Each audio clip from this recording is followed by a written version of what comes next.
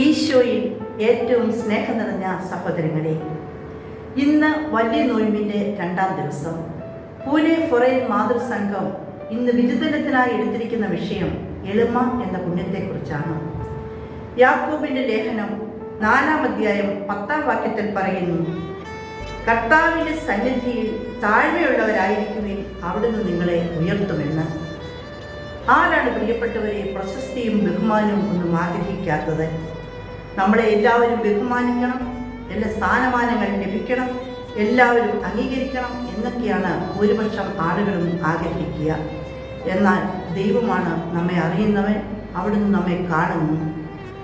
ഈ വലിയ നോമ്പ് കാലഘട്ടത്തിൽ നമ്മുടെ ഹൃദയങ്ങളെ, മനോഭാവങ്ങളെ മനസ്സിലാക്കുവാൻ തിരുസഭാ മാതാവ് നമ്മെ ക്ഷണിക്കുകയാണ്. സുഭാഷിതത്തിൻ്റെ പുസ്തകം 16-ാം അധ്യായം 18-ാം വാക്യത്തിൽ പറയുന്നു, അഹങ്കാരം നാശത്തിൻ്റെ മുന്നോടിയാണ്, അഹന്ത അധപതനത്തിൻ്റെയും.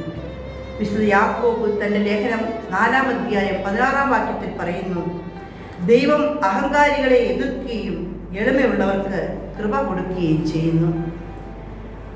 എല്ലാ പുണ്യങ്ങളുടെയും അടിസ്ഥാനം എളിമയാണ്. എളിമയാണ് പുണ്യങ്ങളുടെ രാജ്ഞി. എളിമയോടൊപ്പം മറ്റുള്ള പുണ്യങ്ങളും ചേർക്കപ്പെട്ടിരിക്കും. എളിമ ഒരുവനെ യഥാർത്ഥ പരസ്നേഹത്തിലേക്കും സേവനത്തിൻ്റെ പാതയിലേക്കും മുന്നോട്ട് നയിക്കുന്നു.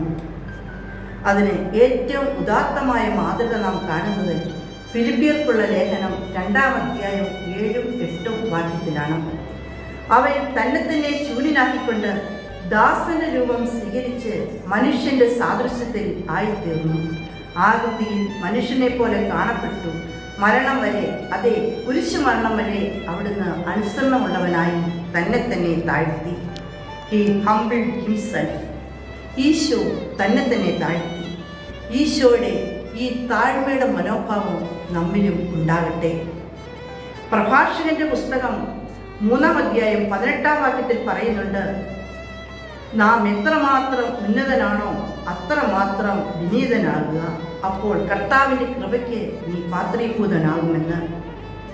പ്രിയമുള്ളവരെ, ഈ നോമ്പുകാലത്തേക്ക് നാം ചിന്തിക്കുമ്പോൾ ഈശോയെ എത്രമാത്രം കുറ്റാരോപണമാണ് ഈശോയുടെ മേൽ ചുമത്തിയത്. അവിടുത്തെ മുഖത്ത് തുപ്പി, കാർക്കിച്ചു തുപ്പി, അവിടുത്തേക്ക് അവഹേളനങ്ങൾ ധാരാളം വരുത്തിക്കൂട്ടി. എന്നാലും അവിടുന്ന് ഒന്നും ഉരിയാടിയില്ല. അവിടുന്ന് മൗനമായിരുന്നു. എളുപ്പപ്പെടാൻ പറ്റാതെ പോയതിൻ്റെ പേരിൽ എത്രയോ കുടുംബങ്ങളാണ് തകർന്നു പോയിരിക്കുന്നത്. ഒന്ന് ശാന്തമാകുവാൻ, ഒന്ന് എളിമപ്പെടുവാൻ സാധിക്കാതെ പോയതിൻ്റെ പേരിൽ ജീവിതത്തിൽ പല നഷ്ടങ്ങളും അനുഭവിച്ച എത്രയോ കുടുംബങ്ങളുണ്ട്. പല ബന്ധങ്ങളും തകർന്നു പോകുവാൻ ഇടയായിട്ടുണ്ട്. പ്രിയമുള്ളവരെ, എളിമയിൽ ജീവിച്ച് ദൈവകൃപയിൽ പങ്കാളികളായി ദൈവസ്നേഹം പങ്കുവെക്കുന്നവരായി വിശുദ്ധിയുടെ പടവുകൾ ചവിട്ടിക്കയറുവാൻ നിങ്ങൾക്ക് ഓരോരുത്തർക്കും സാധിക്കട്ടെ എന്ന് പ്രാർത്ഥിക്കുന്നു.